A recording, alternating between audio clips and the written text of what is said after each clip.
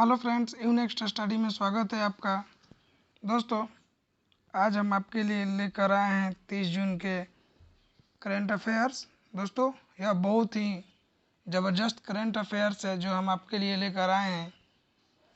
दोस्तों, ऐसा current affairs आपको कहीं नहीं मिलेगा। आपके लिए हम बहुत ही मेहनत करते हैं और अपना बेस्ट से बेस्ट मटेरियल जो है आपको देने की कोशिश करते हैं। आइए आज के जो पहला प्रश्न है उसके तरफ चलते हैं और उन्हें याद करने की कोशिश करते हैं। आज का जो पहला प्रश्न है दोस्तों वो ये रहा, हाल ही में किस राज्य में एवलांच आने के कारण प्राकृतिक आपदा आई है। दोस्तों, एवलांच क्या है? एवलांच जो है वह बर्फीले स्थानों पर आता है, यानी कि जैसे बाढ़ पानी से आती है उसी तरह एवलांच जो है बर्फ़ के तेज़ी के साथ ज़मीन के साथ घिसकने को हम एवलांच कहते हैं।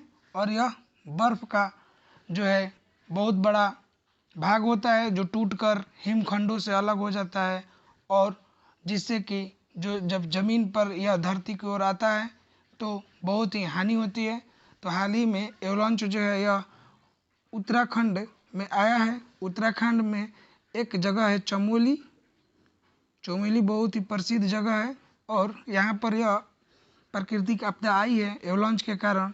और चमोली को फूलों की नगरी भी कहा जाता है। फूलों की नगरी, फूलों की घाटी। दोस्तों, आप यह ध्यान रखिएगा, फूलों की घाटी चमोली को कहा जाता है। नेक्स्ट क्वेश्चन, भारत में नए अमेरिकी अंतरिम राजदूत कौन बनाए गए हैं। दोस्तों, हाल ही में अमेरिका ने अंतरिम राजदूत की नियुक्ति की है भारत में। उस राजदूत का नाम है अतुल कश्यप। जब यह अमेरिका के जो राजदूत हैं वह रिटायर होंगे तो उनके जगह पर जो है अतुल कश्यप को राजदूत बनाया जाएगा। अतुल कश्यप भारत और अमेरिकी संबंधों के जो व्यक्तिगत हैं वो बहुत ही अधिक जानकार हैं।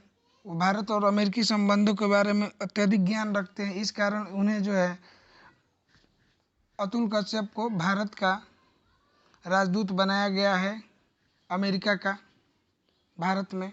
Next question, GRE TOEFL exam के लिए किस ID प्रूफ को मान्यता दी गई है। दोस्तों, हाल ही में GRE और TOEFL एग्ज़ाम के लिए आधार कार्ड को मान्यता दी गई है। दोस्तों, TOEFL जो एग्ज़ाम है दोस्तों वह जो है ऑनलाइन एग्ज़ाम है और GRE भी यह जो ऑनलाइन एग्ज़ाम है इस एग्ज़ाम के लिए आधार कार्ड की ID प्रूफ के रूप में दिया गया है, क्योंकि सभी लोगों को पासपोर्ट जारी करने से मना कर दिया गया है। इसलिए आधार कार्ड जो है उसको आप ले जाकर GRE और TOEFL के एग्ज़ाम को दे सकते हैं। नेक्स्ट क्वेश्चन,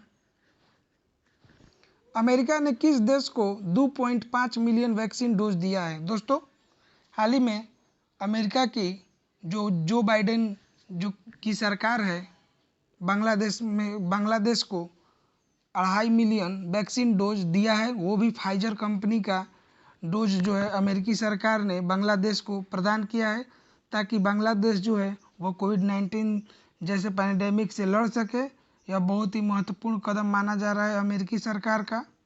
नेक्स्ट क्वेश्चन, हाल ही में श्रीलंका ने किस देश के साथ अपनी ऋण चुकौती दायित्व को पूरा करने के लिए मुद्रा अदला बदली करने पर विचार कर रहा है। दोस्तों, श्रीलंका अपने ऋण संबंधी जो उसके कर्ज हैं जिन देशों से उसने कर्ज लिया है उन्हें देशों से कर्ज चुकाने के लिए मुद्रा अदला बदली पर विचार कर रहा है। इसका मतलब यह है कि अपनी मुद्रा को उस देश की मुद्रा से चेंज कर देगा।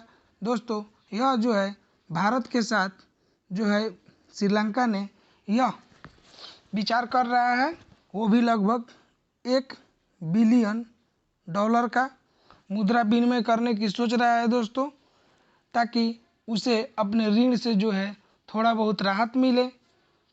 नेक्स्ट क्वेश्चन,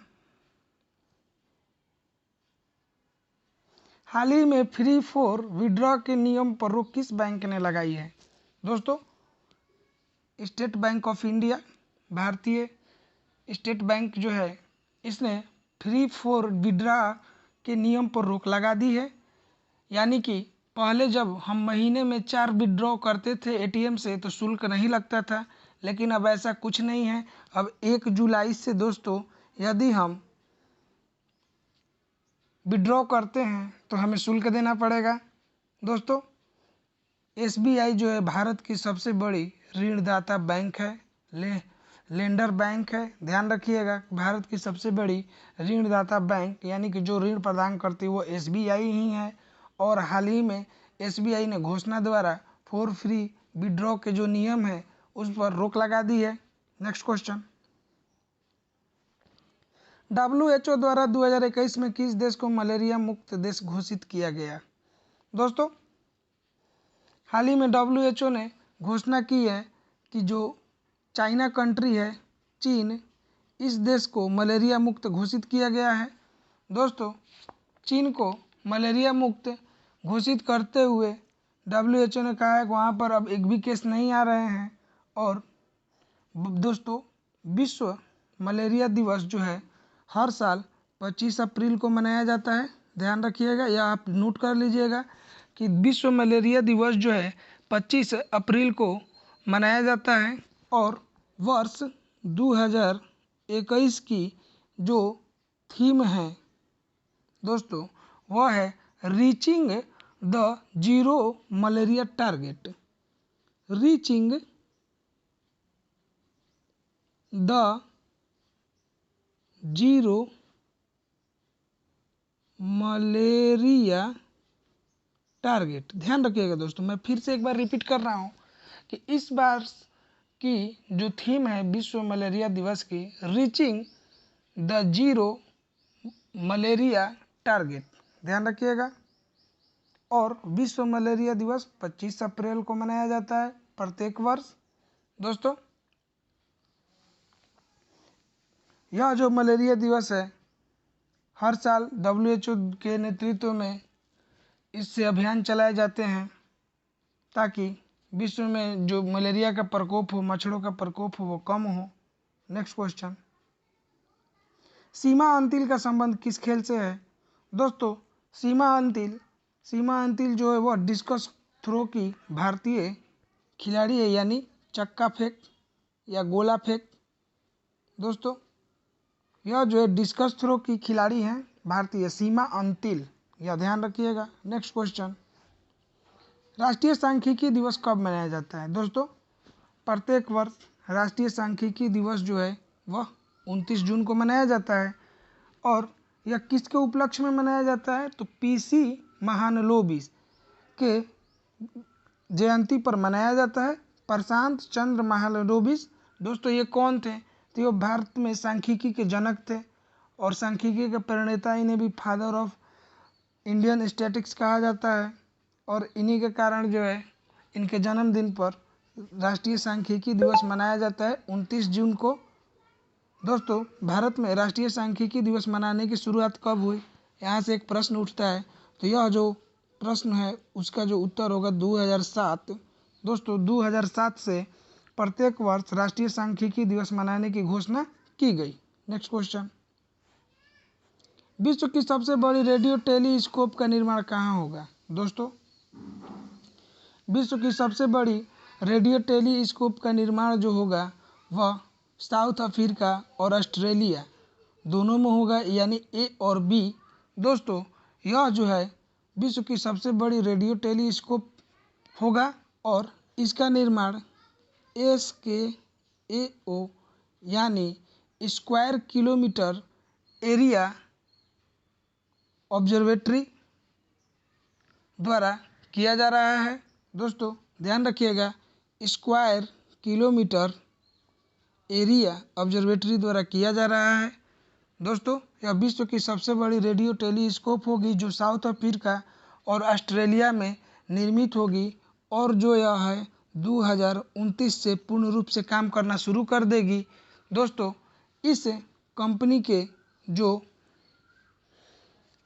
आपका अध्यक्ष हैं, जो कि अध्यक्ष हैं दोस्तों, वो आपके फिलिप डायमंड है। इस कंपनी के जो महानिदेशक हैं, जो अध्यक्ष हैं, वह है professor Philip Diamond. Philip Diamond Diamond दोस्तों ध्यान से देखिएगा, फिलिप डायमंड इस कंपनी के जो है महानिदेशक हैं, अध्यक्ष हैं। और यह जो है जब जैसे ही विश्व की सबसे बड़ी रेडियो टेलीस्कोप बन जाएगी तो वह 700 पेटाबाइट खगोलीय डाटा उत्पन्न करेगी। कितना पेटाबाइट उत्पन्न करेगी दोस्तों? 700 पेटाबाइट खगोलीय डाटा उत्पन्न करेगी। आप ध्यान रखिएगा दोस्तों। आज के लिए इतना ही। आशा करते हैं कि आज का वीडियो आपको पसंद आया होगा। हम प्रत्येक बार या पर डे आपके लिए नए नए क्वेश्चन लेकर आते हैं, नए नए प्रश्न तैयार कर लाते हैं, जो कि परीक्षा में आने की संभावना रहती है।